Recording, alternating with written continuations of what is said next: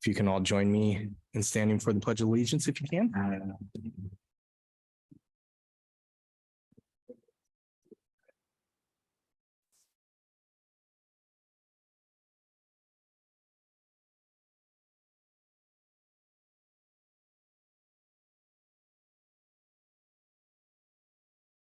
All right, and we'll now introduce our board of directors. I'm Mike Rowley, Tasha Woods, Madeline DeMaintenon, Cindy Coe. We're joined by our student rep, Reagan Messner. We also have Ginger, our superintendent, Kelly Kronbauer, Executive Director of Student Services, and Kim Snyder, Executive Director of Finance and Operations. And we have Jonathan Henderson, who is joining us by Zoom, board member. Board, first action item is the consent agenda. Actually, two things. Board, we have a request to the agenda to move an item up in business. I appreciate this request because it is because of a time commitment. And so board, I would like to make the motion that we move from business 4E and F, that we move that up to the top of business. I second.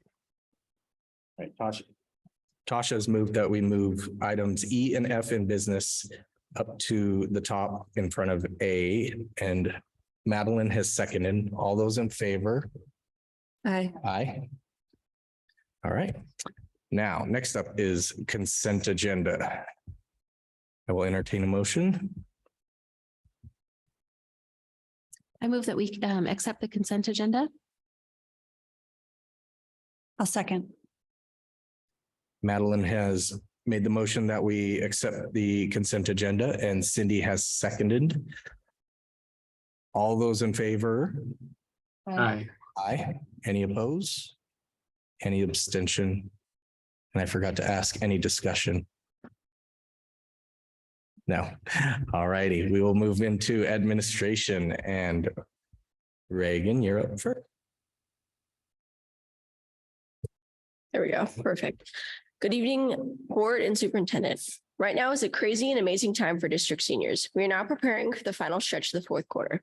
Those who are choosing to pursue education at a secondary level have received acceptance letters and are making monumental commitments for their future. Those who are entering the workforce are fine-tuning apprenticeship opportunities and mentors to help guide their way into this new chapter. With just a handful of weeks to go, the crazy dash to apply for scholarships is in full swing, as well as final preparations for graduation.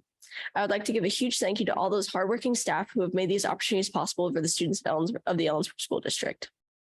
Some interesting activities have been going on at the high school right now, including the completion of multiple state competitions for clubs. Our very own FCCLA chapter had EHS senior Isla Child earn first place prize at the baking and pastries competition. I would also like to give a big shout out to the FCCLA advisor, Mrs. O'Brien. Over the past weekend, our FBLA chapter competed at their state competition.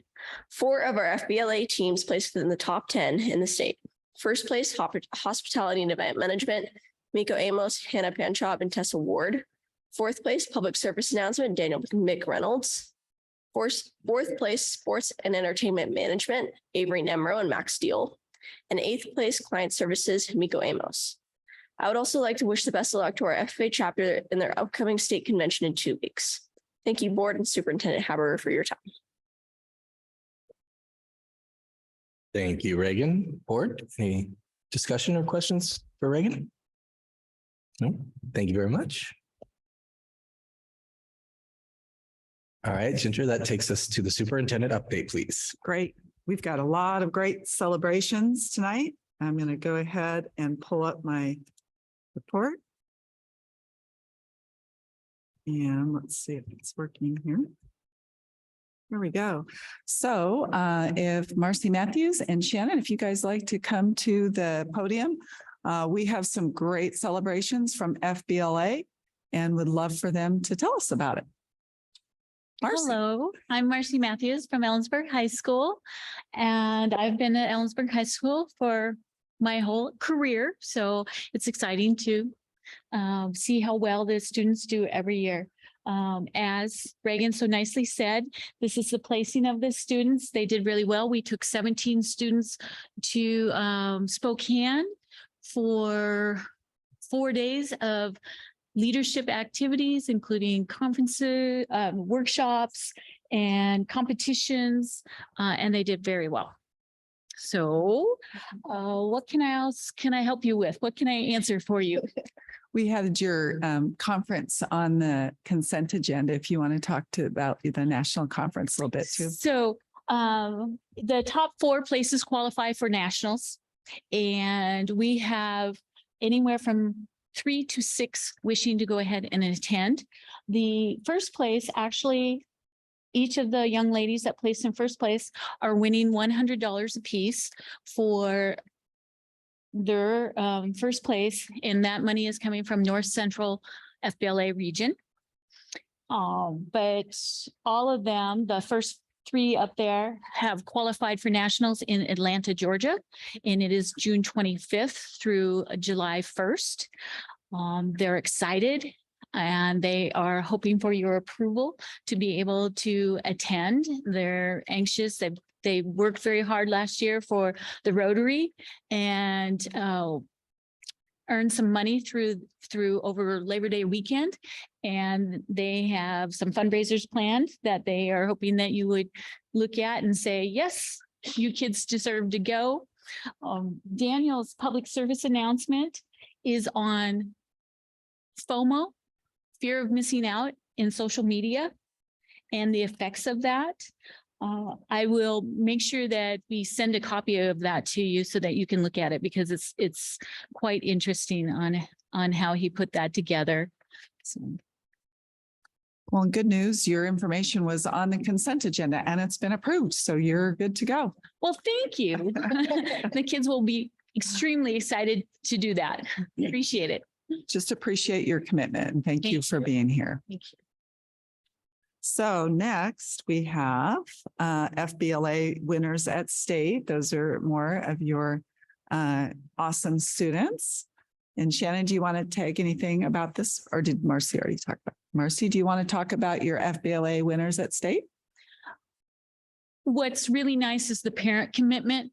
Parents are willing to bring their kids after track practice. They're willing to go back and get them for tennis and for track. And so you'll notice that Max Steele is not pictured because he was hauled off to track, which is awesome. These are the young ladies that placed first, and Daniel in the middle, and Avery, and then Mac on the end. But we took 17 wonderful students. We got to do laser tag, which is one of their fun things. Daniel and Reagan had a personal conversation with the CEO of the national division of FBLA. He was one of our guest speakers at the general session. And I was very excited to see that they initiated a conversation with him on the sidewalk. And we're very professional and comfortable in doing that. So it makes my heart swell to see these kids do such a great job. Thank you. That's exciting. Thank you, Marcy.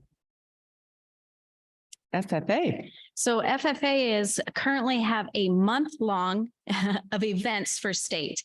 I think today they started off with horse evaluation or horse judging. And so there's many dates throughout this month that they will be heading for various competitions. I believe the main one will be May 11th through the 13th, I believe.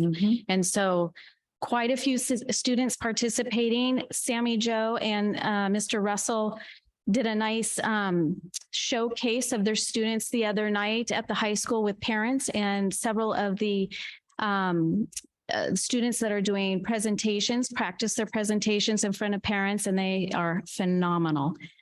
So they're doing a great job, and we just wish them the best of luck.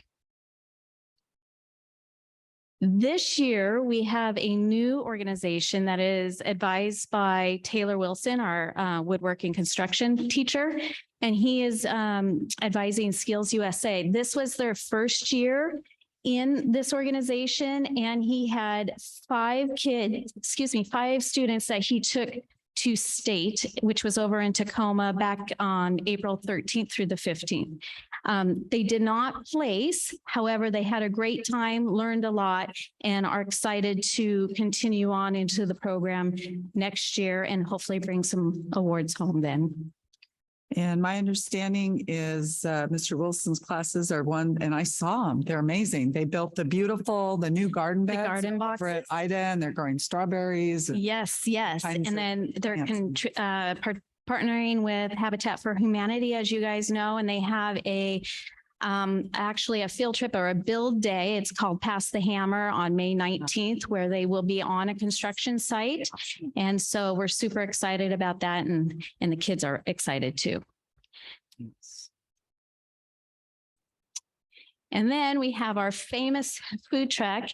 And I believe Mr. Rollins is on Yes, Zoom, and he may yes. want to speak to this. So Hello, how's it going? there you are, Jared. We'll go ahead and speak about the food truck. Well, it's been an adventure, that's for sure. This is a pilot program, and it's really a partnership with many different organizations. On the EHS side, it wouldn't have been possible without the support of Marcy and Shannon. They've helped overcome a number of challenges in this, and obviously the support of Ginger in allowing this to come to pass. But we've also been partnering with Centrifuge, specifically Margaret Reich, the director at Centrifuge. She's written a grant that provides state funding for us to do this food truck, to purchase the food and take care of all the other expenses, food handler cards, all those things. And we've also partnered with CWU. They're the ones providing the trailer free of charge. And it's been great because there's been no expense to EHS or the school district. It's all coming through the grant and through the donation with CWU. It's basically one of the classes that I teach, Intro to Marketing, and I've split the class into 3 teams, and they're competing against each other. We've had 2 teams so far do their food truck day, and it's been a lot of preparation. We've done everything from market research to advertising to working with a real marketing agency and graphic designers. We've looked at budgets and costing and margin and all the financial side, and tried to really bring this into the classroom to make all the things that would normally be taught very real and very hands-on for the students. So we have one more event tomorrow, which is Team EHS Melt Co. We've already had Bulldog Melts and Come and Go Grilled Cheese are the team names. And it's been successful. I know the students have learned a tremendous amount in a short amount of time and through somewhat of a trial by fire, but it's been great. And there's going to be cash prizes funded through the grant also. So the first place team will have $2,000 to split amongst them. Second place is $1,500, and third place will be $1,000. So everyone's been very, very excited about it. Looking forward to it. And I don't know, Ginger, what did you think about it today when you were there? So it was great. We have such an amazing community. I mean, CWU donating the trailer, and our wonderful CTE director and Marcy and the team and Jared pulling together to bring this opportunity to our students. And Margaret's amazing. I had a chance to visit with her today, and she really is the one that heard about this possibility. And she came to me at I do the chamber government lunches once a month, and said, "Hey, what do you think about this idea?" I'm like, "That sounds amazing." And So she just launched out and got this grant money for us and really has been integral in helping us to make sure it gets implemented. She was running food back and forth even a little bit today. She's great. And Yes. to answer your question, I'm going to have to say, for the record, that is the best toasted cheese sandwich that I've ever had. I told them I just want everything on it. And they're like, everything? I said, yes. They're like, it's like pickles and pineapple. And I said, okay, I want provolone, mozzarella, and everything. So I had pickles and pineapple and the whole thing. And it was amazing on sourdough. So there's my vote. They were amazing. That was really the best toasted cheese I've ever had, truly. Awesome.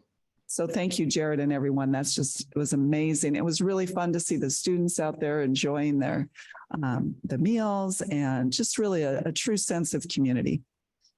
Yes, it's been exciting to see the kids. And I know that within the last week, the competition was really on. So there were posters hanging up and there was lots of conversations, and I tried to have them, whoever came and gave me the best pitch probably got my ticket. And so it's been fun to see them really engaged. So thank you very much. Actually, Thank and then you. I just have a quick Yeah. question. So on that, on the food truck thing, I couldn't quite hear. How often do they do that? So it's just for 3 days. So each team has a day. We started this Tuesday. We had one today, and the final team will go tomorrow. And it's just been offered during a lunch. So it's open half hour. Fun. Thank you. Yeah, you're welcome. Thank you. And I do want to do a shout out to the Daily Record, and Caleb Sprouse did an excellent article on the front page about the food truck as well. So we appreciate our partnership with the Daily Record. So these are some more amazing students, and they recently, these are band, choir, orchestra students, and this Grady Fortier, one of our student reps, is in there as well. And they're going to be performing at the Washington State Music Educators Association State Solo and Ensemble Contest. And the competition's going to be held at Central Washington University. So we'll provide some more information about that, and you can stop by. So we're just so thankful. We've got strong CTE, we've got strong athletics, and also performing arts. And we just appreciate all of the staff members that make that possible. Valley View, they did their annual food drive, and 533 pounds of food, bringing in their total of 1,001 pounds of food donate to our food banks, which earlier I think they were saying they really were in need of more food. So we're really proud of our Valley View students for their efforts. I had a chance last Friday to go to IDA's celebration of different cultures, and it was amazing. I got a chance to see what my name would be in Japanese, which was really fun. But it was really a great celebration. A little boy up in the right-hand corner, I played Mexican bingo, and I think you can tell he won the game. He was pretty excited about that. But really just a thank you to Yoko Allen and Diana Wilson and the whole IDA staff, Joanne, for just opening up the gym. And we had lots of parents there and dancers from, I believe, the Yakima Nation. And Madeline, I think your daughter danced in that. Do you want to add anything about that event from a parent perspective? No. It was just really exciting to see all the parents there. I think this was the first time that they've had this, and it was just a wonderful event. Yes. Yeah. And I sent this news of this event to Nancy Goodlow and Nancy Lilquist, because I know that the DEI Commission at the city has been wanting to put on a cultural night or a cultural event. And so I talked with Yoko and said, well, maybe looking into next year, there's a way to join together with the DEI Commission and have like a community-wide and some more support for their efforts. So we appreciate IDA and their passion for celebrating cultures. The San Juan Islands, this was, I think, our last voyage to the San Juan Islands, and Mike McCloskey helped to organize this trip, and he wasn't able to come at this meeting, but I invited him to come to another meeting to give us some more details about the San Juan trip with all of our sixth graders, looking in the tidal pools. I know that's something I absolutely love to do. So it was fun to see our kids out there enjoying the tide pools. And we have a special guest with us. Melissa Singletary is our new principal at Mount Stewart. You can see she's currently the principal of the Early Learning Center at Sela School District. And we are just so fortunate to have her as our new principal at Mount Stewart. She has a wonderful background in K-2 instructional coaching, multi-language learning, and early learning literacy. So Melissa, would you come to the podium and just kind of share out a little bit about yourself and what you're excited about? Good evening. I'm excited to be here today and looking forward to serving the community. I've been in education for over 20 years and I'm really excited to come back to Ellensburg. We lived here for a few years and have been away for a number. My family's from here. My mom's a graduate from Ellensburg High School and her dad was district administrator 40, 50 years ago. But yeah, so excited to come to Mount Stewart. Heard the best things about the staff, the families, the kids. I can't wait to meet them, all the kids, and get to know everyone and hopefully bring out the very best in everyone there and bring some energy and some fun to the building and hopefully do it justice to Kathy as she moves along. So thank you. You're always welcome to come and hang out with us and have some fun. Do you have any questions for me? No questions, just welcome to Ellensburg. Thank you. I really am so excited to be here. Yeah. Thank you, Melissa. I appreciate your being here. And last slide, congratulations. As Bo mentioned earlier, Cole Canier, Washington State Secondary Athletic Administrator Association 22-23 Athletic Director of the Year. And I invited Cole to come tonight. He is coaching his daughter's team, softball team, but said that he could come at a future meeting and tell us more about it. So, and that is the end of my report. Board, any questions? Thank you, Ginger. All right, that's going to take us into business, and with the movement up, we have the first item up is Board Resolution 6423 MSES Commissioning Report, which I believe is the Mount Stewart one, correct? Yes, and we have a representative from McKinstry in case you have any questions about the commissioning report. It's really important and we recommend approval of it because we need to have the board approve the commissioning report so that helps to then activate another form that we send to OSPI that will allow us to start receiving some of that grant match money that we need to start receiving from the state. And this is Garrett. And Garrett, thank you so much for being here tonight. I know that's a long drive for you. I'm Garrett Husky with McKinstry. I did the commissioning on both this building and. Do you mind just lifting up the mic so we can hear a little bit? Yep. All right. So I did the commissioning on both Ida Nason and Mount Stewart. I'm not sure if you guys have been through a construction project before with commissioning.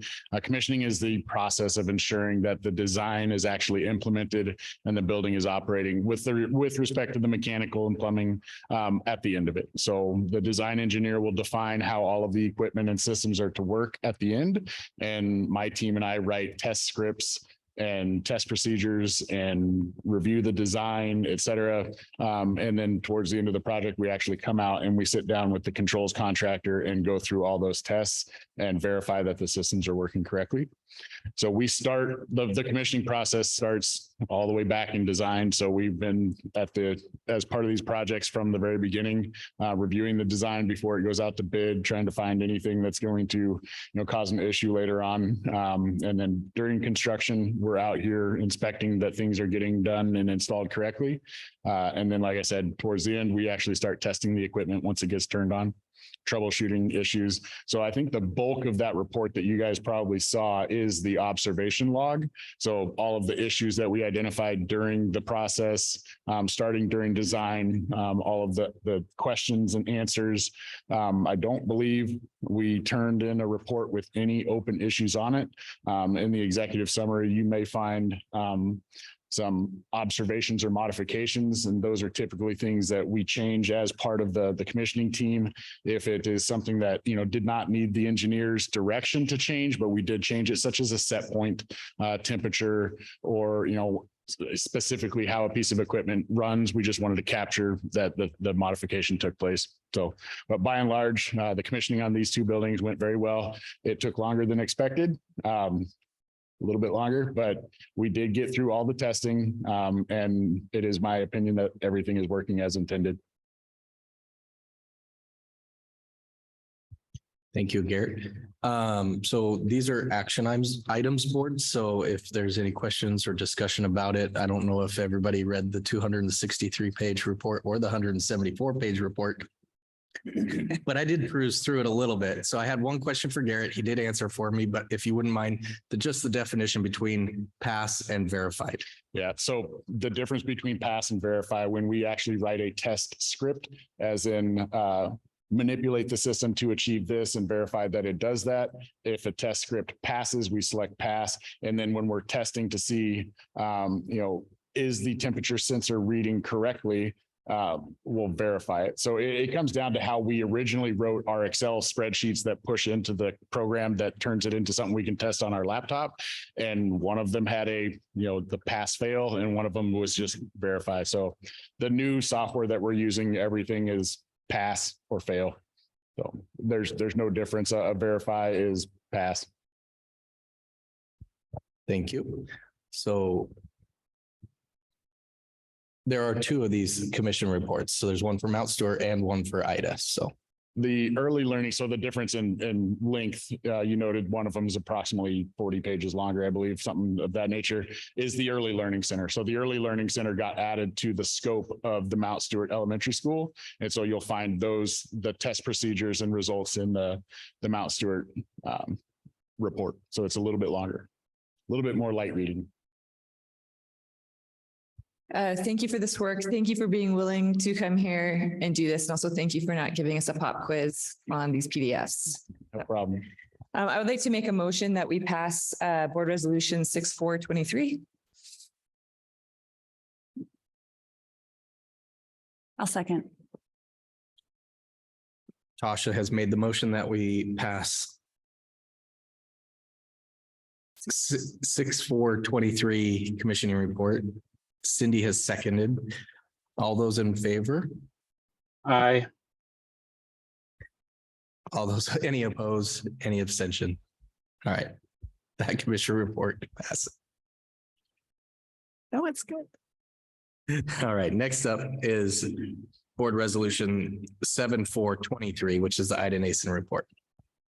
I would like to make a motion that we pass Board Resolution 7423. I second. All right, Tasha has made a motion to accept 7423 commissioning report. Madeline has seconded. All those in favor? Aye. Aye. Aye. Any opposed? Any abstention? Okay, that one passes as well. Garrett, thank you. Have a safe drive. All right. Thanks all.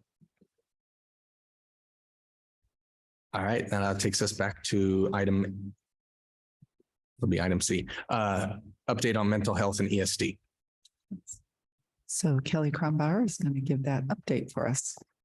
All right. Good evening, board. Let me go ahead and pull open my document here, see if I could share that with you. Here we go.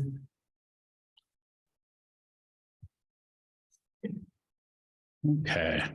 So as the Executive Director of Student Services, I work with our counseling department and our mental health staff, and I work district-wide. So Ginger has kind of charged me with what we would call MTSSB, which is multiple tiers of student support for behavior.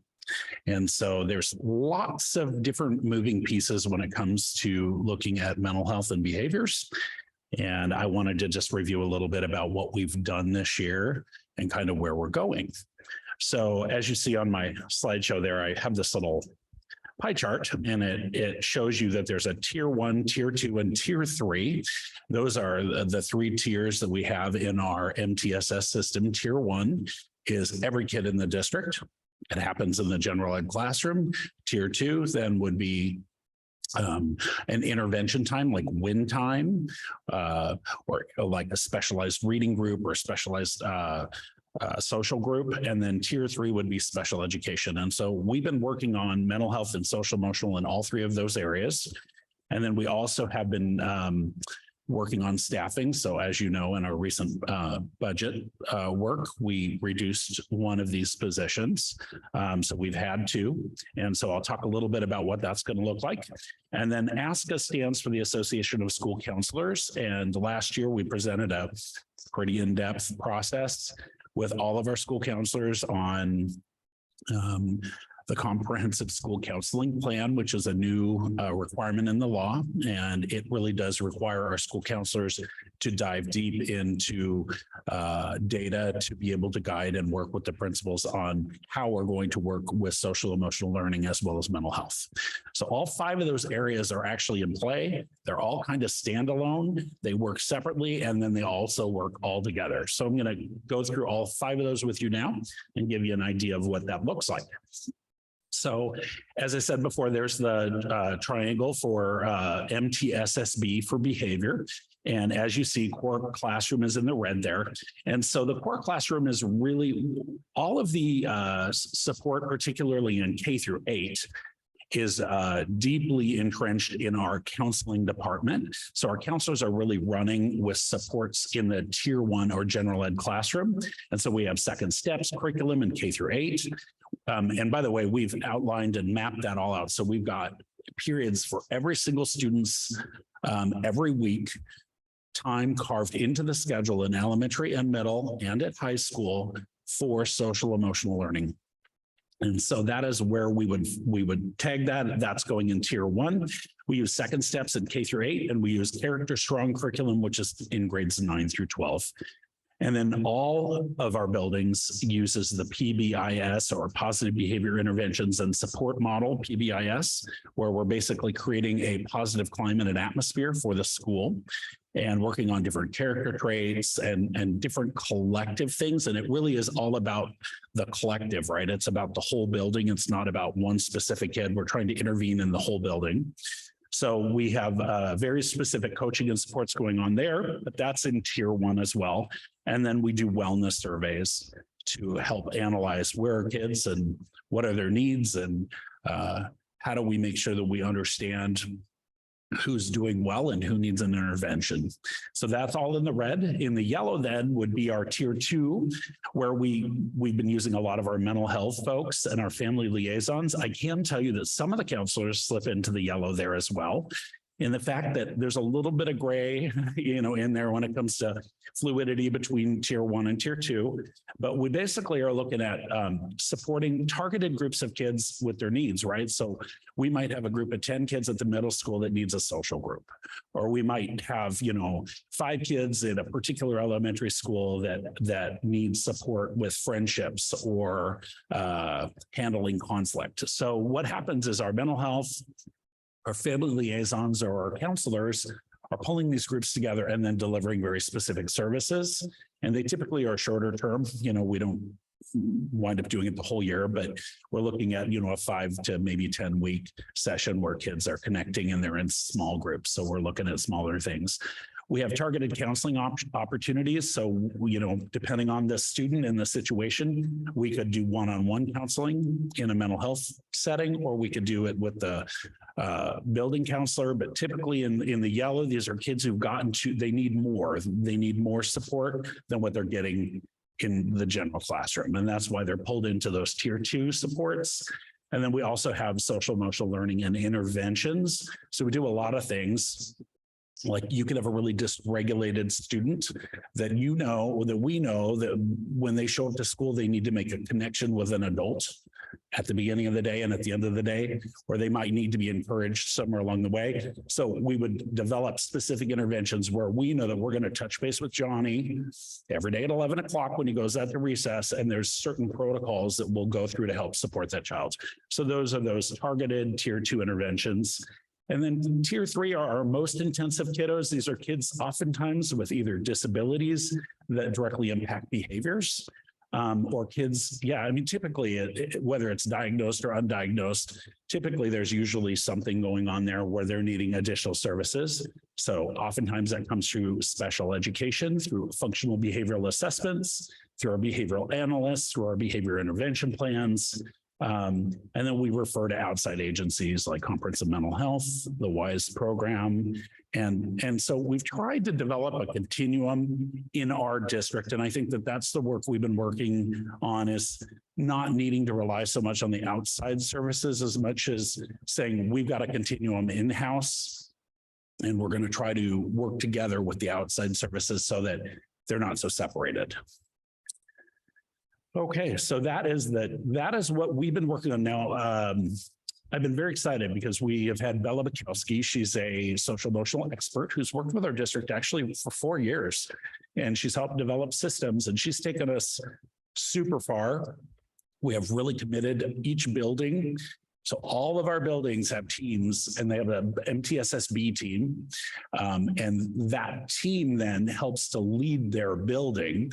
And Bella Bukowski comes and every quarter does a 3-hour session with them where they go through very specific ways to build their social emotional repertoire. And so we've been looking at tier 1 and tier 2. And this year we've really been focusing on our tier 2, really outlining what is a tier 2 strategy, what do we need to do to make sure that it's successful. And I'm really excited because this year they've been doing a ton of work on actually formalizing systems. Every building will actually have a catalog and a book that will streamline and declare what their tier 2 systems are and what that looks like. And that all 4 elementaries are the same, very similar in process. So we're working together, but each building has kind of their own flavor, but they've been doing heavy lifts on that. And it's been really great to see, and they're really motivated and excited about that. So I feel like we've got really solid tier 1 and tier 2 strategies out there for social emotional supports and helping our kiddos. Any questions on the tier? Okay. Okay, I'm probably not going to show the video, but this is the Second Steps curriculum. Basically, it's built around the social emotional skills. I have shown you in our comprehensive plan, which you approved last June. We basically have outlined all of the lessons in Second Steps, which what I love about Second Steps is that it's the gen ed teacher actually delivering this material. They have time carved into their school day, and it's a digital system. So they can go in, there's a video, there will be a topic for the day. The students will watch the video, and oftentimes they'll have like a role play, or they'll do like a restorative circle where they'll talk about a situation and really try to bring it, home to the class. So Second Steps is our tier 1 curriculum that we're using there. Every building is, we've purchased all of the Second Steps curriculum. So we're good to go, K through 8. Oh, this is the video. I wonder if it'll play. I don't think it's going to play the sound, so I apologize. So we'll just move on. Let me see if I can move on here. Okay. There we go. Character Strong. Character Strong is our social emotional curriculum. We just purchased it this year. We needed a stronger program that was really targeting high school kids. So I've come and shared Character Strong a little bit with you. I'm hearing really positive things that's really designed to be engaging for secondary kids. So in all the grades 9 through 12, they do have their advisory periods where Character Strong is utilized.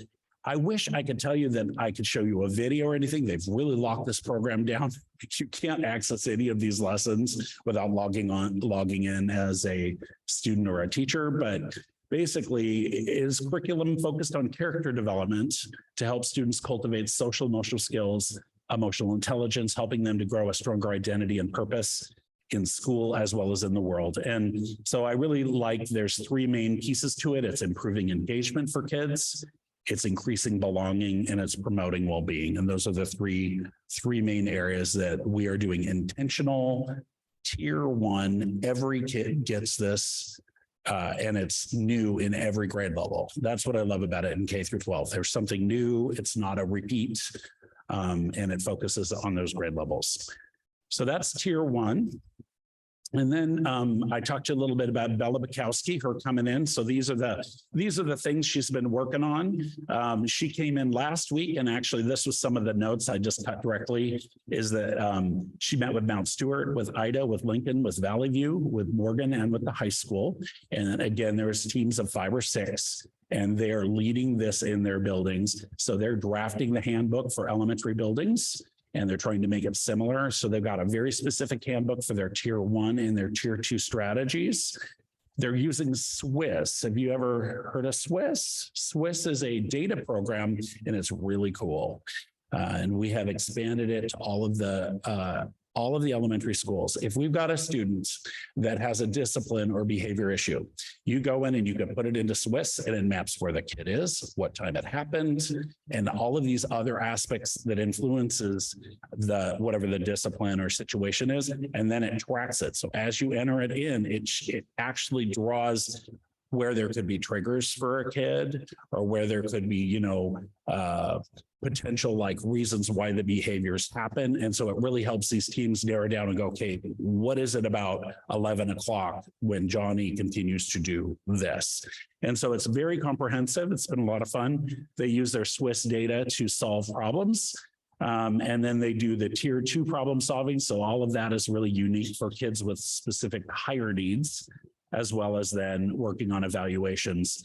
Bella Bukowski holds our teams to a standard. She's got a specific tiered fidelity inventory that she uses. And every year they sit down and they look at, what have we done? What did we say we were going to do? And what did we accomplish? And so it's really data driven. She's done a really nice job with that. And she's really helped to move our buildings forward.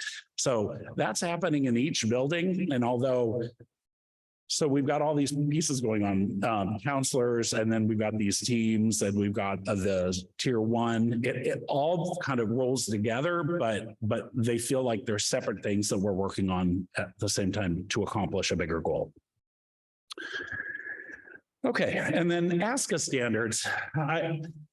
ASCA is Association of School Counselors. And this year we committed to doing a certain amount of professional development in our school counseling plan. I outlined that in the school plan, and this is what we've done. So what I did is I set up the PLC time with all of the counselors so that they had 5 products they had to complete. They had to complete the ASCA annual student outcome plan. And that basically is establishing tier 1 goals for achievement, attendance, and discipline. They went ahead and took the mindsets and behaviors that are listed in the ASCA standards, and they had to actually assign them to their building. So they looked through them all and they picked the ones that they were going to focus on as their goals.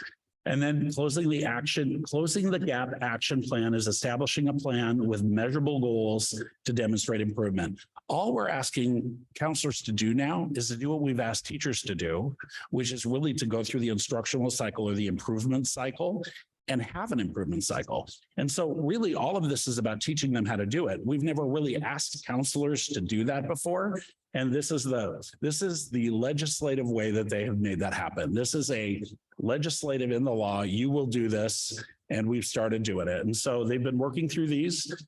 This week, the counselors all had to meet with their principals to go over all of their annual data and work through and go through their plans, their mindsets, and the action plan that they're going to work with their principals on. And then finally, one thing that we do not have that we see as a gap is we do not have a school counseling advisory council. We don't really have a collective process to bring stakeholders in, parents in, students in to say, we need to have some like overarching leadership and guidance from our community on social emotional health and all of the things that are happening in society. This is the place where we're going to start. So their goal is to actually create a stakeholder team. They're working on it right now. They're getting it ready so that in the fall, we're ready to go. And so these are the 5 main things they've been working on. I've been very proud of them. And so these things, although this is planning for counselors, the idea is that these things will directly impact student services in the social, emotional, and mental health areas. Okay. Finally, best for last. Last year, for the last 2 years, we've had two lovely stick figures in green up there, as you see, that were hired. We had Melissa and Abby. We hired them as mental health counselors, wellness counselors through ESSER money. As it's worked out great. One of them did leave and got married and moved away, but we've been kind of getting through the year. We did downsize one position because of our budget cuts. But because of the relationships that we've been building with ESD 105 and their new health clinic, the health clinic came along to us and said, we have a fantastic grant. We'd like you to be part of it. We're increasing mental health services in Kittitas County. So instead of having two, we now have four. Next year, we will have Melissa Wayman back. She will be working for ESD 105, not the school district. She works for us now. She will leave our employment and she will go and be an employee at ESD 105, but she still works in our buildings as ESD 105, and she's going to work under their contract as a contract staff. And then we have, I don't know if you could tell, but we have, I think, one unique color down there in the bottom. I was trying to make one of them different. The one that is slightly different colored is an employee, Jennifer Moltine. She's recently been hired by Conference of Mental Health, and she is part of the grant that gives us one full-time mental health counselor funded through one of the grants that the Health Network received. So we have Melissa, who is our employee, and then we have Jennifer, who's coming along, and these are ongoing positions. And then we got a call about the Stronger Connections grant, which is a consortium grant through ESD 105. And because we've worked with them and we've been good partners with them, they've offered us to join that. And basically that grant is not going to cost the district any money. It's going to provide 2 more mental health counselors. So we should be able to have a counselor at the high school full-time, counselor at the middle school full-time, and then 2 for the elementary schools, or depending on how we want to implement it. But such good news. I think that it's been such a big thing since COVID that a lot of money started flowing that way. And so I just feel fortunate that now we're going to have even more capacity to support our kids. And all of them can bill insurance. So there will be revenues that will be generated through Medicaid, as well as direct bill to insurance companies. And that is what helps our cost down. So particularly Melissa is going to work for the ESD, and all of what she does will be billed back to us. We'll save those dollars. The rest of that is part of those grants. So I'm excited to say that next year we're going to have 4. We've doubled. All right. So that is where we're at. Is there any questions? I really appreciate you going over this because I think through the budgeting process, we did have there was a lot of questions that came up as far as what we would be left with. And because it's such a big thing with a lot of moving parts, it's really intimidating, I think, to know. And so my question is kind of about the MTSS B and how that plays in with your MTSS A. What that interaction is like when you have one student who may fall into both tier 2s or whatever that looks like. Right. So we have different times set out for those. So MTSSA has carved in time for English and math that then is separate. So MTSSA, like win time, does not conflict with B. Okay, they're completely different times. And so in essence, technically, really, there is no conflict. They're kind of 2 separate systems. Ultimately, I would love to see us blend a little bit into one system. But again, that there are some challenges with those kids that might have multiple service needs, right? So yeah, that's an area of growth for us. But right now we operate, we're 2 completely different systems. I think there are 2 different systems to operate, but the way they cross over is every school does have a student support team, which is a place where if we're looking, so here's where I'd see they cross, although I agree with Kelly that we want to keep strengthening and keep blending those together as best we can. But with the student support teams, if I'm in a PLC and I'm looking at academic achievement and I see a student that just is not showing the academic growth or responding to academic interventions, and You can't help but talk about some of the social emotional needs of students when you're in a PLC. I mean, I've been to the PLCs and been in a PLC as a teacher as well. And so when that comes up, we do have a system within each school, the student support teams, that a teacher can refer a student to that student support team. And then you've got another team that can look at what are the needs of that student, kind of that holistic approach. And sometimes, there's sometimes like a social worker or our mental health specialists are going to really be able to help us out with that. Sometimes there's a nurse that's involved. So there's kind of like a safety net team in each building. And recently we got together with elementary principals, and it was amazing, this protocols that they're using for those student support teams. And so I'd say in that way, that's how those connect, because you can't completely separate academic from behavior, right? They really go together. So I think probably part of that strengthening will be looking at our student support teams and seeing, is there, regular ways for which there's a referral process, but how is that referral process going between the gen ed teachers and when they have a concern within a PLC and referring? And then how is that feedback system then back to the teacher who maybe started that referral? And that's probably part of that process that we want to keep getting stronger at. I have a question, Kelly. So I'm looking at the last slide with the 4 staff and then the multicolored pyramid with tier 1, tier 2, tier 3.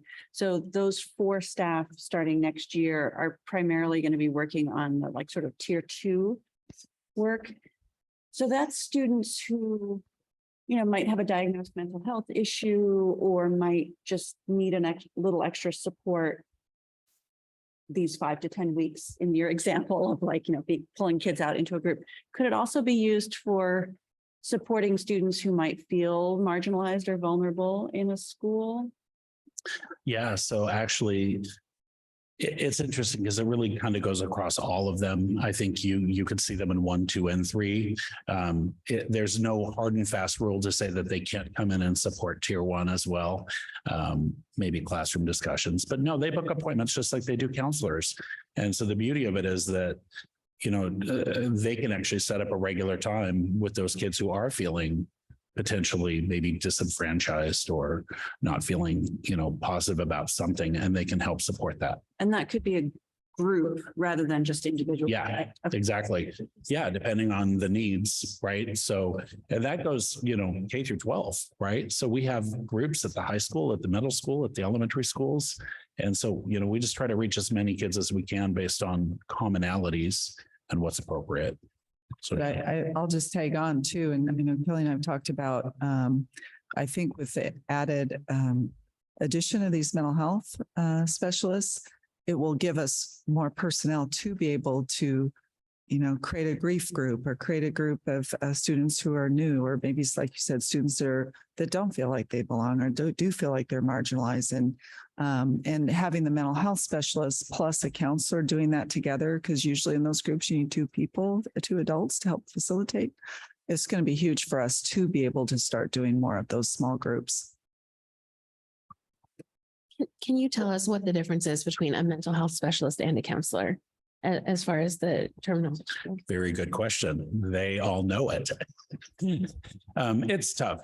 School counselors specialize in working with kids, but they really are academically focused. Their job is to counsel kids to support them being successful in the classroom and achieving success in school. And there's a pretty wide range of administrative aspects to being a school counselor that involve scheduling, creating ways for kids to register, and the school counselor's job would be, they can meet with a student anywhere up to 5 to 6 times, but beyond that, it really needs to be handed off to someone else. And so the mental health counselors pick up and work with those kids that have longer, more sustained needs. And the mental health counselors are actually licensed. They're licensed by the state, and they can actually bill insurance and Medicaid, and they could actually be clinical. And so that's the beauty, is one is clinical and the others are not, but they have kind of some commonalities there. But eventually, depending on how significant the student is and what the needs are, you really see where they need to go. if it can be handled at the counseling side of it, they do, right? But because we are trying to save the time of those mental health counselors for the most urgent needs.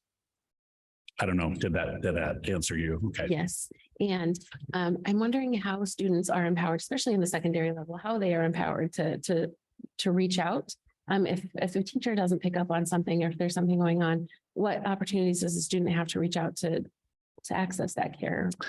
Yeah, and actually, we're amazed that they do. So I know that a couple of our specialists had really developed welcoming offices. They actually designed their offices to be right in the hallway, particularly in the high school in the middle, right there. And they would be out there connecting with kids and really trying to develop relationships. And they were amazed at how many kids would walk in the door and say, "Hey, can we talk?" So a lot of it too, well, we developed systems where we would actually send out surveys to teachers to say, "Hey, here are some things that we're asking to look at. Do you have any kids that are on your radar that potentially we could reach out to?" And they would pursue them that way as well. But there's always an open door policy, or even a sign up on their wall if they wanted to sign up. Yeah. And to follow up with when Bo mentioned in his presentation at the study session, they have a regular survey that they give to all of the high school students. So if they, say on a scale of 1 to 5, I'm more of a 1, then they automatically will follow up. They'll give that to a counselor or even administrator, and just to check in and say, "Hey, notice in your survey that, you weren't feeling real good. Is there anything we can do to help support you with that?" So I think that that's been a real systematic way for the, high school to check in. And then with the safe spaces training, the high school had safe spaces training a while ago, and we have 2 teachers that will be training for that this May, and then they want to be able to train all of the staff. So like Kelly was saying, having designated spaces. And so teachers that go through that training can put a flag or a poster outside of their room, so students know that's a safe space. If I'm not, all teachers are open to that, but having that special training and teachers being intentional that way is signaling that this is a safe space for all students. And so we're excited about that as well.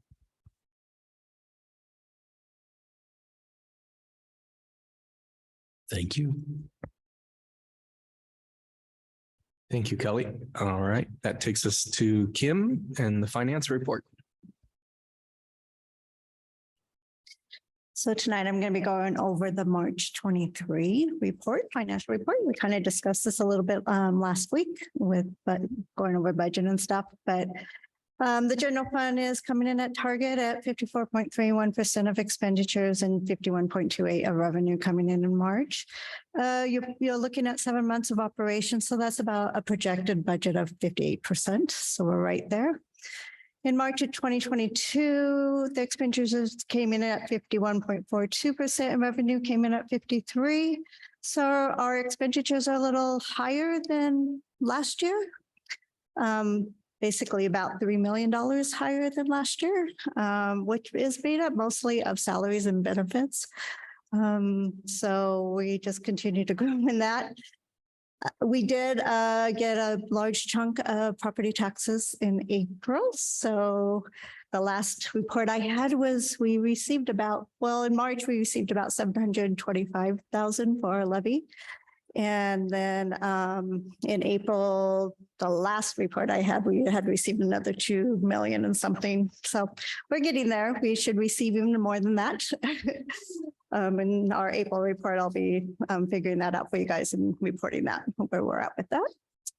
We did have a discrepancy between our trial balance again. That is just a payroll transaction timing when we processed it and when Kittitas County has it. So that'll clear out.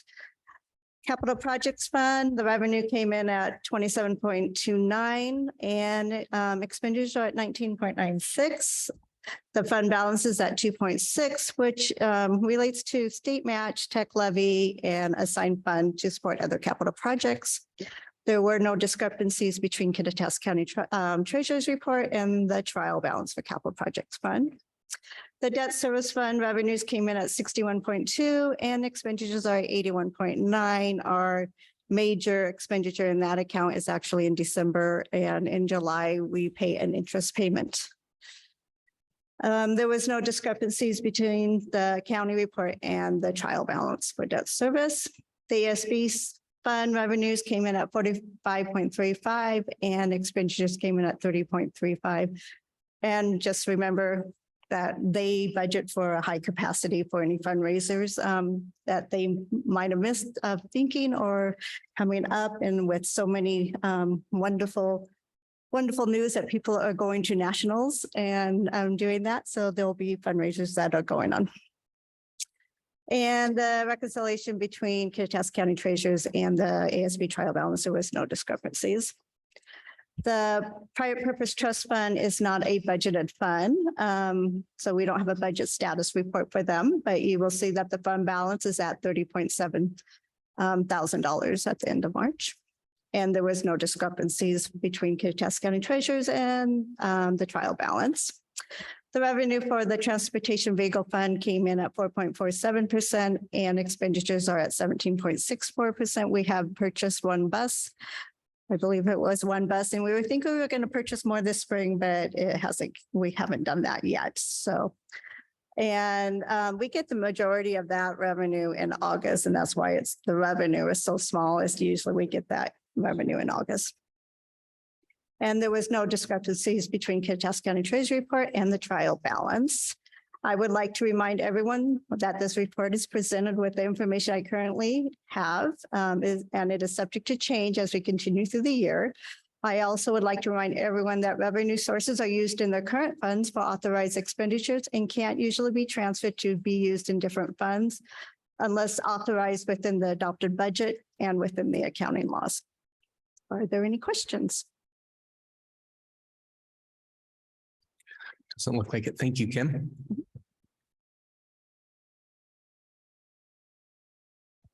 All right, back to you, Kelly, on the enrollment report. Yeah, so we have our two standard documents that we typically review. I'll start with the one that is titled 423, if you're looking at that.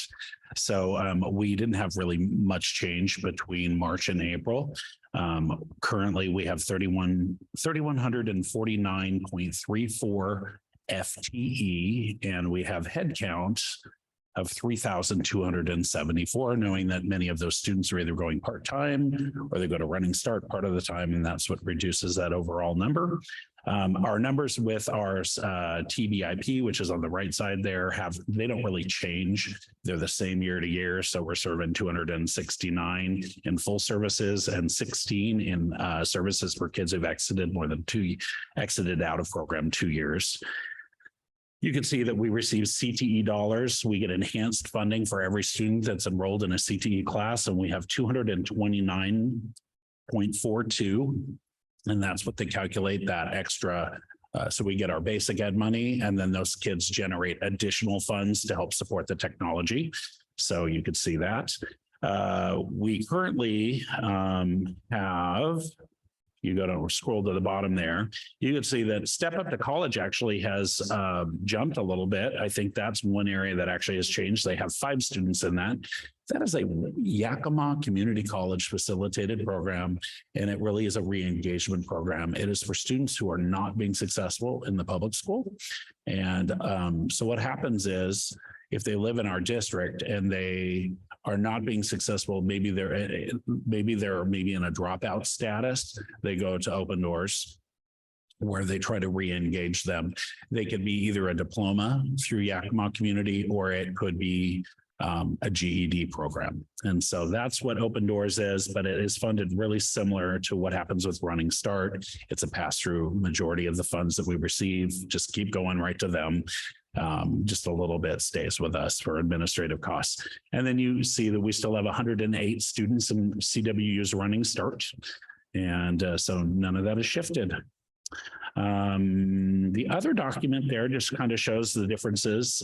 You can see that we really gained 1.57 students from March to April. So it's a really small change, right? We do have a lot more change at the secondary at this time of year. It's very normal for secondary schools to, kids who aren't being successful or not able to earn their credit maybe make some changes out around this time where they maybe shift into an open doors program or other things. So that's mainly the difference, but we're still above our budgeted of 3142, just a little bit. So I do have one question for you. On the first sheet, 423, I don't know why I didn't see this before, but I'm just noticing now that on the top monthly enrollment FTE is 3149.34, but then if you go down to monthly head count, that number's much larger. yes. 3274. Can you explain why? Yeah.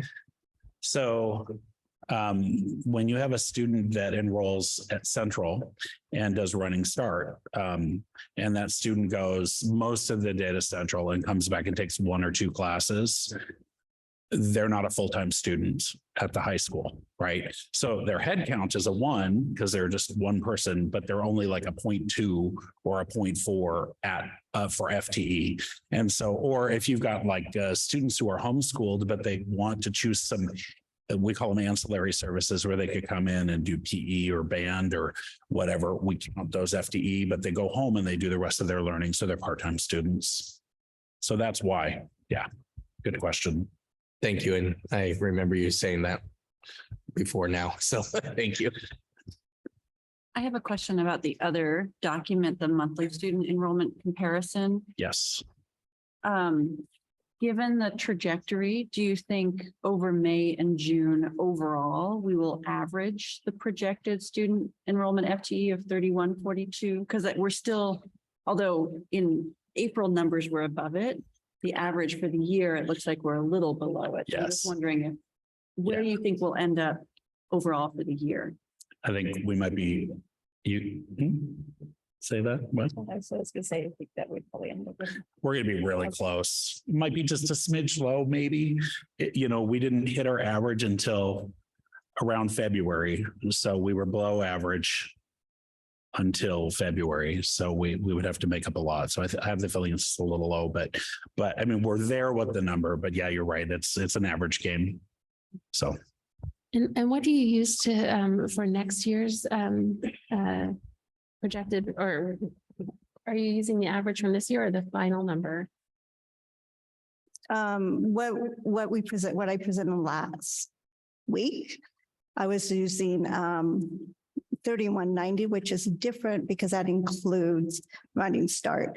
When you look at these report, 3142 or 3149 does not include the Running Start kids. Or yes, it doesn't at the top of that sheet, right? Does that make sense? Yeah.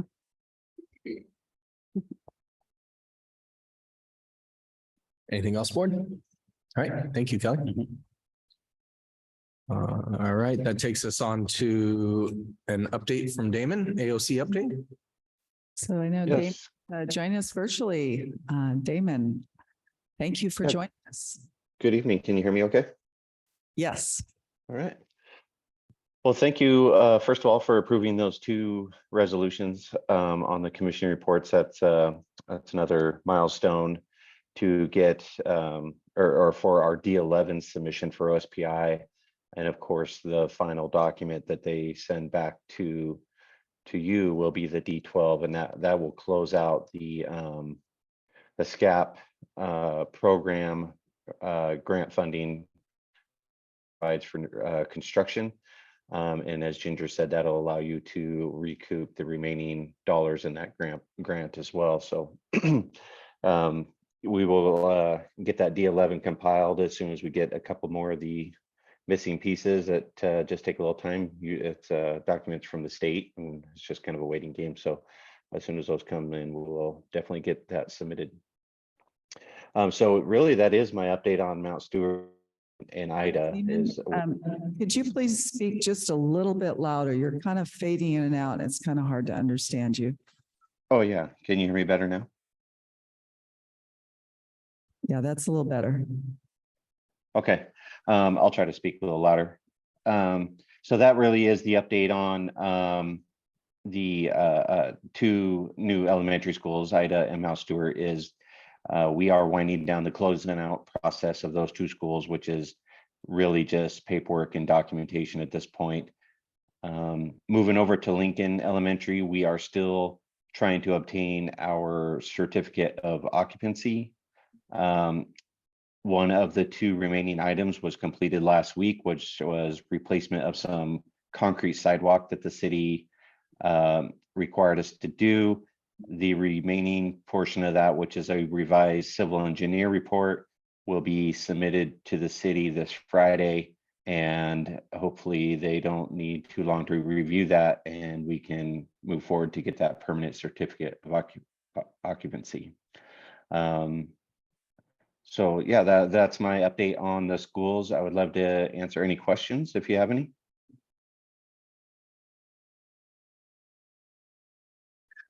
Don't think there's any questions, Damon. Thank you. Okay, and thank you. And I will keep everybody posted as soon as we get that C of O from the city.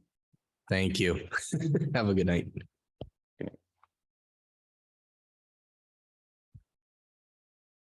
All right, next item up for business is, or let's see, business is Board Resolution 8423, updated signature authority. Yes, so Kim and I have talked about this, and just for between now and the end of June, just giving me authority and continued authority, but also adding Kim Snyder to that as well to be able to sign for financial commitments.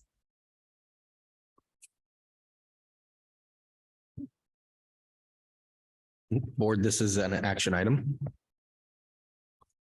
Board, I move that we adopt Board Resolution 8423. I'll second. All right, Tasha has moved that we adopt Board Resolution 8423, and Cindy has seconded. Any discussion, any questions? I just have a quick follow-up. So prior to this, Ginger, were you the only one with signature authority? Yeah, I think it was. And then especially with the transition, Brian Aiken was on there at one time. And then when Kim came on, I think I was the only one for a while because Brian was still on there. So now we're adding Kim. And then that way, when I transition out, when the new interim comes in, then we'll get that person added and bring it back to you guys for additional approval.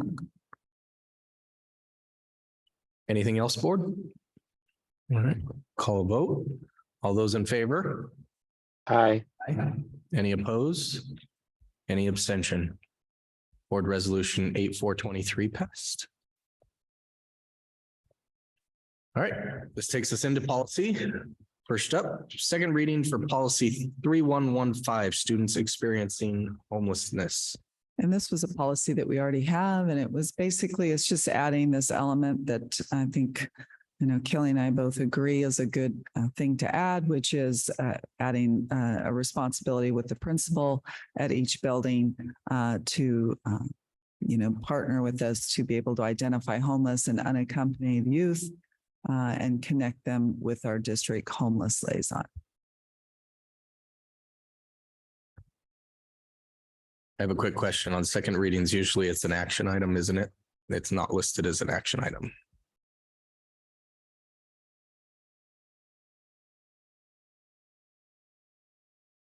I think because the board has precedent of passing policy on second readings, we can still take action on this. Board, any questions or discussion about policy 3115?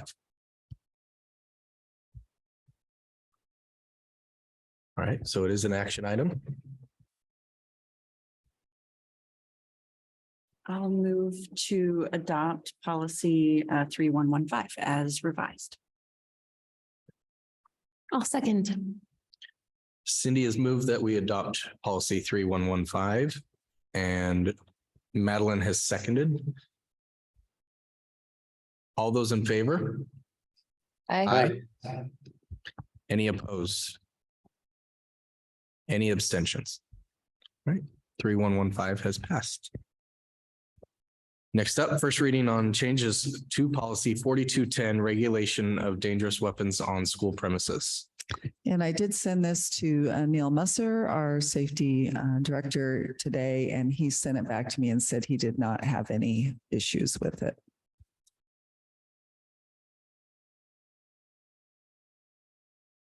And this is just a first reading, so discussion. This is just a question about, so the highlighted piece for us is note the board is not required to adopt the next paragraph.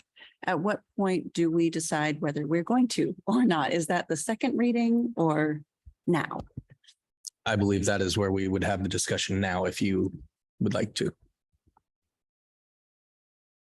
And I do think we should have the discussion now between the paragraphs 1 and 2, the notation of do we want to potentially include that, because then that can go back to district staff, Neil Musser, and see what his regard is on that. He read it the way it is, and I think he was okay with that, but I can circle back and just make sure he's good with that paragraph. Do we want to include both 1 and 2?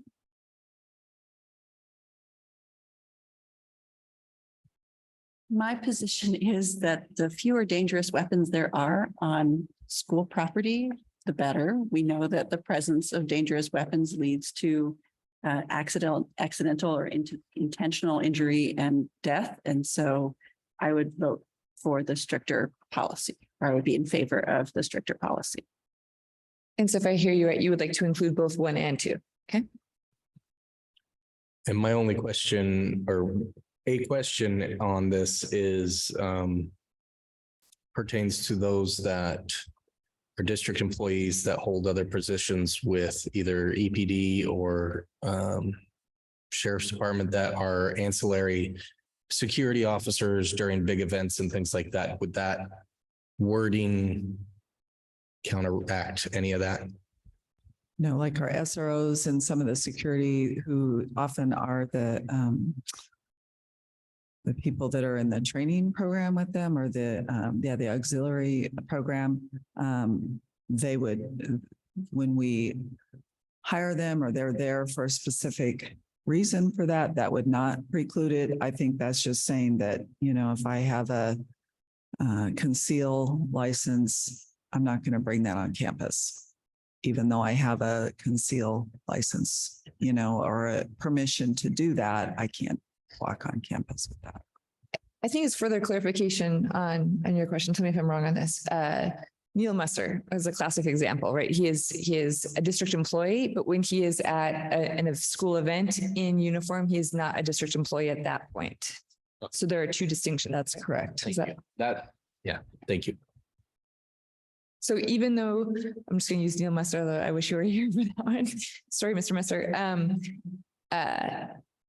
If he is a district employee and even though he is a legal law officer, he actually is an officer of the law. When he is in his position as district employee, even he, if we include 1 and 2, would not be able to bring a weapon on campus without authorization of the superintendent. That's how I read it. Okay.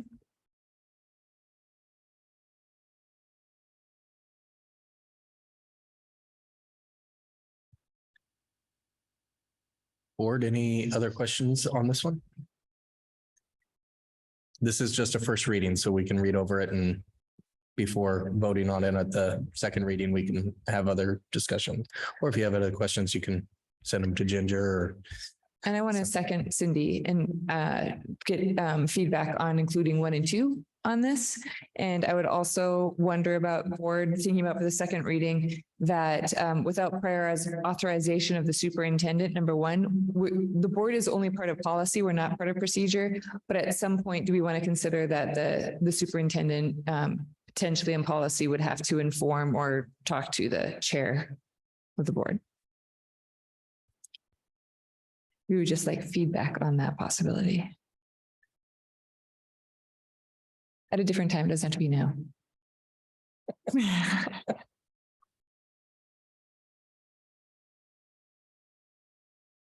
All right, if there's nothing else, we'll move on to the next item under policy, first reading on updates to policy 5001, hiring of retired school employees. As you can see, the main difference on here has to do with under TSR Plan 2 and Plan 3 retirees. They changed it from reentry in employment for more than one calendar year to a month. So basically, I see this policy as a way of being able to rehire some of our retirees sooner than what it used to be. And this, I think, could be a benefit for us.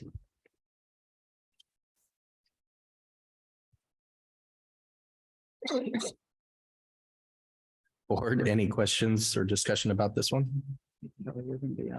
So just changing it from a year to a month. So, okay, thank you.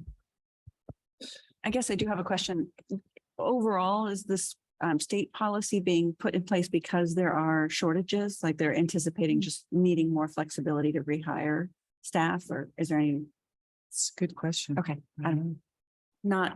Not significant, really. I do remember hearing some conversation about that in some of the legislative sessions that we've been to, like with our lobbyists that with the teacher shortage in particular in some places that that was a way to help support that. So it's a great question.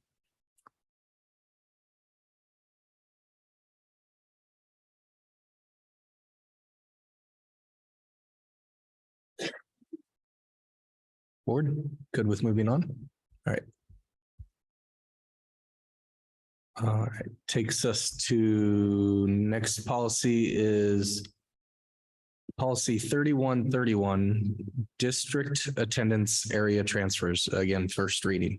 Yes. So as you remember, when we did our attendance zones last year, we brought a committee together, and Jonathan was on that committee as well. And we put some structures in place to kind of start that first initial process. And now looking at it, we know that we need to put some additional policy and procedure to help put a good system in place moving forward. And so Kelly's going to talk about the next two as we first one, and then we'll go to the next one.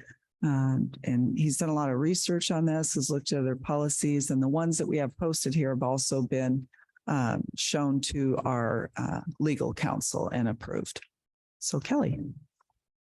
Okay, so yeah, it became pretty obvious when we developed our building boundaries that particularly with 4 elementary schools, you know, before when a kid would apply, there was no boundary, right? You could go anywhere.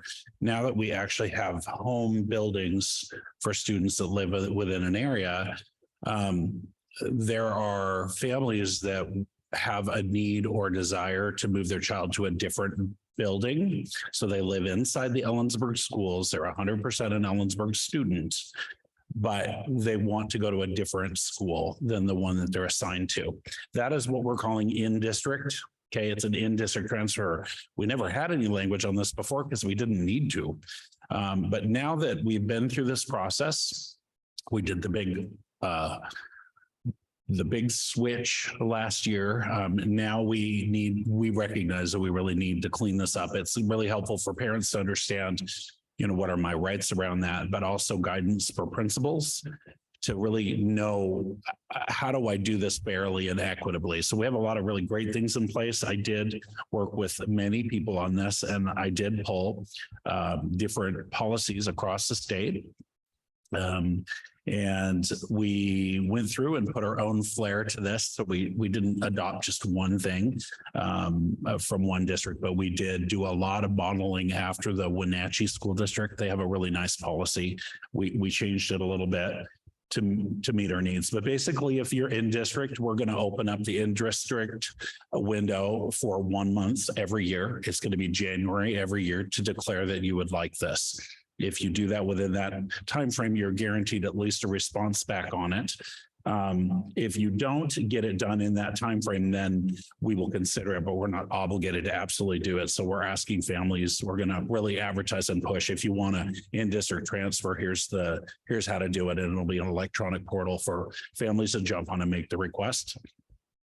It goes through the process of what is the criteria. So anytime we've got a full-time employee that works for us that wants this, they have the right to bring their child in the RCW to our school, even if they live outside of district. But if they live if they live inside a district and have a desire to bring their child to that, they also can do that with this. So we have a priority process when you look through here, but we also have ways to deny, and we've never had that before, where if there are students specifically that have a history of convictions or offenses, crimes, violent behavior, gang membership, we don't have to provide these. So that we have avenues in which to look at those things and say, yeah, no, we're not going to do that based on this scenario. We're looking at suspension histories, looking at displacing other children. So we have just basically this process that follows the RCW that says we can accept or deny you based on these criteria, which are nicely laid out in here. And then they also have it's a 9-step process that will prioritize in-district transfers based on the following. So number one, if the student is a full-time certificated or classified employee, that's number one. If that's you, you're going to get that because you're getting the highest priority. Number two would be if space is available in the grade level program or at the site. The third consideration would be maintaining and establishing neighboring groups or neighborhood groups. Number four, whether the student is going to continue enrollment at the site or in the program. So these are things we're going to look at before making these decisions. Number five, whether the student has a regular and prompt attendance, or we're going to look at their attendance. 6 is whether siblings will be enrolled at the same site. That will also be considered in the approval process as to if we can't keep a family together, that's going to impact whether we're going to give priority to that student. The date of the application. So if they apply outside of the enrollment date, that could impact the process. Whether we're just minimizing disruptions in the learning program. And then the 9th one is whether the student is making educational progress. So if we have a student that isn't making educational progress, that could be a reason to maybe, or is, I mean, it could go either way, I suppose, but that's an aspect that we wanted to make sure that we had in there so that we can consider that. So why am I going in so much detail here? Because we're going to do 3141 and it's almost verbatim as in similar. So I won't go into as much detail on the next one. So yeah, we just have our legal references and basically it's just a process where we can say, yes, you qualify and it'll be done early in the year. And then it'll help us schedule staffing for buildings and whether we want to encourage transfers from one building to another in certain grade levels. So the open enrollment period in January is for the following? Yeah, it's for the next school year. Yep. And I was surprised at how many school districts do that. That's pretty much a common practice. Yeah, I didn't know that. Would that include new to the district? So kindergartners that are going to be starting that next year, would they be doing that enrollment? Yeah, they can. They can request that. They would be eligible because they would be in district living. They'd be they're our kid. We're not having to accept them. Yeah. Board, any other questions? All right. Thank you, Kelly. And then that takes us to first reading of policy 3141, student services, non-resident students. So we've had this forever. We call these choice transfer kits. There's a state process that families actually log on. So if I am coming from Kittitas, I have to get released by Kittitas to come here and we have to fill out that paperwork. So there's an electronic process. We have just gone through and edited this just to be nice and clean about it, is that we are looking at one thing that's been really hard is that the state says that we have 45 days, or they say in a timely manner, we have to respond. It's really gray. So if a parent wants to go in on November 1st and put in a choice transfer for next year, we technically have to make a decision in 45 days or in a timely manner as to whether we could do that. We really can't make those decisions. So we've added a little bit of language here that we're asking that, or we're basically saying in policy that we're not going to be able to make, we will notify families of their requests beginning May 15th. So it gives us the time we need to be able to analyze it because we really can't do it before that. It's been kind of gray for us. So we added that, and then all of the same rules pretty much apply for choice transfer students. If their parents work for our district, they're going to get that priority. We have the ability, just like with the last policy, to approve or deny based upon the priority system. The priority system is exactly the same as what we would have for in-district transfers. So we're really not looking at any changes at all, specifically between the two policies, other than one is for in-district and one is for choice. And then there's slightly different dates involved.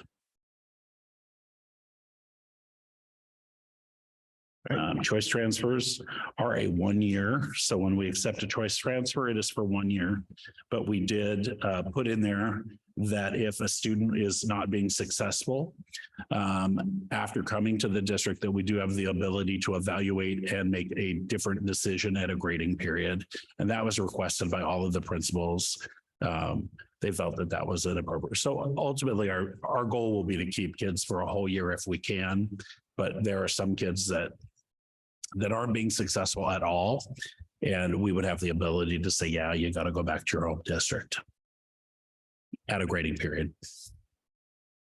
Those are the big shifts. Thank you, Kelly. Any questions, board? All right. That takes us on to discretionary first reading of new policy 4060, distribution of information. So this is a brand new policy, not one that we've had before, and it's discretionary. It was listed, and you guys know to go over, if you go to policies, down to policy and news, that finally the 2023 came out. And I personally think that there's a lot of value, just like we did with kind of cleaning up and adding more clarity to the transfer process. We get approached frequently from different nonprofit groups or even for-profit groups sometimes to, can we leave these flyers here? Can you post this on your website? And so I think having a policy, and I included procedure for these, a couple of these, just because I think it gives it good context for the policy. Board, you know, you don't approve policy, but I thought it was important for you to see the procedure with it. I didn't want you to be confused by that. But I personally think that having a policy for distribution of information plus a procedure that goes with it could add a lot of clarity and support for principals, because they get approached as well. It's always nice to have a policy to go back to with a procedure, which sets more of a standard across all of the buildings for what we would approve or not approve as far as flyers and information being shared out from community organizations.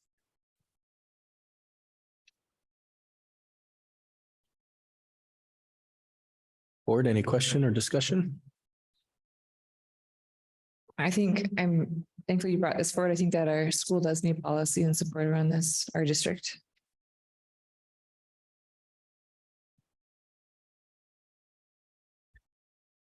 All right. Thank you. Next up is another discretionary first reading of new policy 5161, civility in the workplace. Yeah, so it's interesting. This is a brand new policy, but we also have another policy called civility 5282, and they're fairly similar. I just personally think that the more clarity that you can provide around a topic, and the better off you are. I would encourage the board maybe to kind of compare and contrast 5282 with this one. I thought that I don't think that it's necessarily a bad thing to have two policies on this to add some clarity, but if you guys want to kind of compare and contrast those two, we could probably have a discussion around that the next time. This is also one that's discretionary, but again, just adds more clarity on what do we mean when we say that we expect civil conduct or civil behavior. And I also think that there is a piece in here around social media, which I appreciate, that I don't think we have in our other one. And because of social media, I don't think it would hurt to have a more specific policy that, again, we can go back to if we have a question, if something gets posted or we have something that we can go back to that's policy to help guide us with decisions that might need to be made around that. And that also is, the civility one's somewhat connected even to the next one, which is staff expression. Board, any question about or discussion around policy 5161? Okay, and then that does take us into the next one, which is the first reading of new policy 5254 staff expression. Again, that one's discretionary as well. Yeah, and I kind of think you remember when we went to the law conference at WASDA, there was a lot of discussion around First Amendment rights. And I think that this policy would be really helpful. This one also mentions social media, and the third paragraph down, employees who use social media platforms are encouraged to remember that the school community may not be able to separate employees as private citizens from their role. And, you know, I think it's just good for clarity for all of us to say, okay, if I want to post something on social media, what are the guidelines that I need to follow? If I'm going to post it, how do I make sure that when I post it, people understand that it's me as an individual and not my association with the school district or whatever organization it is. I mean, all organizations are facing this, I think. And so again, I think it's a policy that could just add some more clarity for us. And I included the procedure in there too, to give you some more context for it. And again, you may not have had a lot of time to read through it yet, but we can circle back and certainly have another discussion at the second reading. I appreciated your including the procedure because the policy seemed quite vague to me, like that language of employee expression that has an adverse impact on district operations or negatively impacts an employee's ability to perform their job for the district. I was like, wow, that could be interpreted in a lot of ways. We've seen in recent days sort of standards for decorum being somewhat weaponized. So I wouldn't want that to be left at that vague level. And so the procedure, I think, lays out this is what exactly is required. So thank you for doing that. I agree. And it references the district policy 5253. So yeah, I appreciate the cross reference.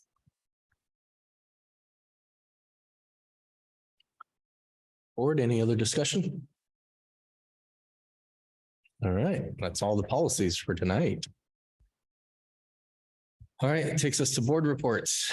Tasha, do you have a no ledge report? There will be a big ledge report because the legislature is done.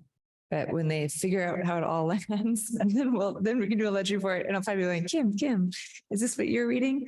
But there is more money in the education budget, but also lots of schools announced their multi-million-dollar reductions. I felt like right after Sunday. So that was unfortunate to see. All right, thank you. I do not have a board chair report tonight, so that will take us into public comment. Leslie, can you get us set up for public comment, please? All right, the board will allot up to 3 minutes as the board will allot up to 30 minutes as a total time allotted for public comment this evening, and each speaker will have up to 3 minutes of time. The board is not obligated to provide additional public comment time to accommodate everyone in attendance. The board is not obligated to respond to questions or challenges made during the public comment period, and the board's silence will not signal agreement or endorsement of any speaker's remarks.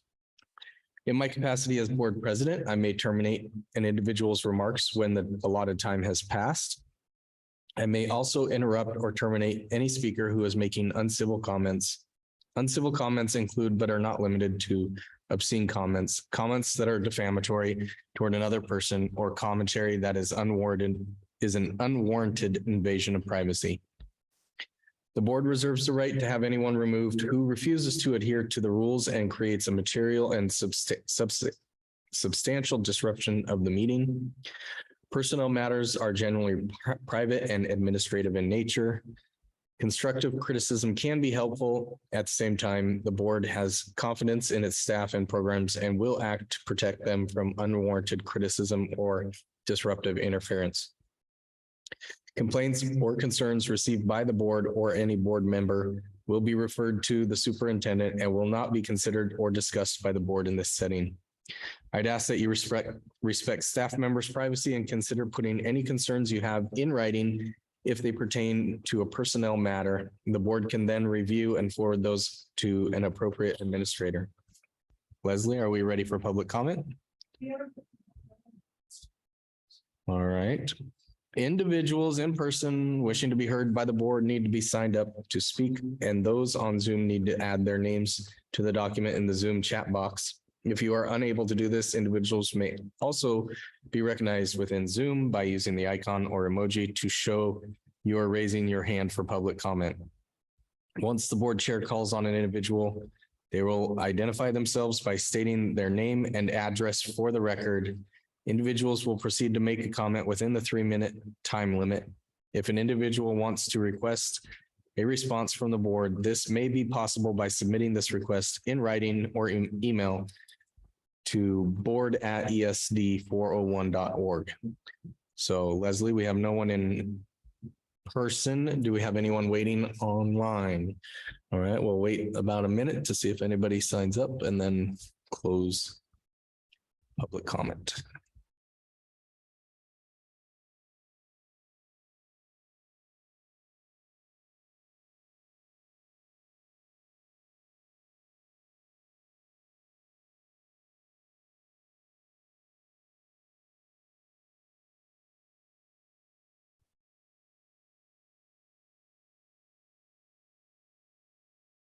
Nobody's signing up, Leslie?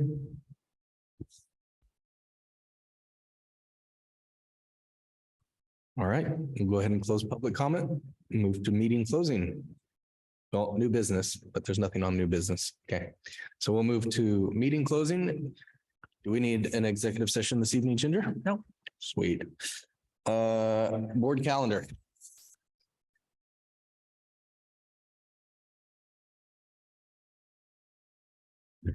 All right, nothing on board calendar. Oh, I do have a question.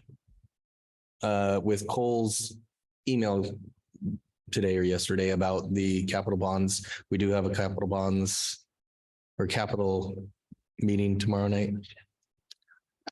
Yes, I'll double check with Randy, but I think he was just going to go over the same report that was given to the board, just so that people on the capital bonds project are aware of the upcoming legislation and some of our requirements. Okay. Takes us on to clarification and next steps. Board. The only thing I would say around that is that on the front page of our website, we have the interim superintendent process posted. We also had an email that Lexi sent out by ParentSquare to all parents and all staff. And we also did on Blackboard, because we know that some people are still transitioning from ParentSquare. And it was also, my understanding is also sent out in Spanish. So I think we've covered our bases, and HR also posted it in all the various websites, WASA, WASBO. We've asked WASDA to put it as part of the e-clippings that come to people every day. So the news is out. Okay, thank you, Ginger. Leslie, signing of documents. Sweet. Maybe getting tired. All right, that takes us to an adjournment. I move that we adjourn. My second. Cindy has moved that we adjourn. Madeline has second. That is it. Have a wonderful evening.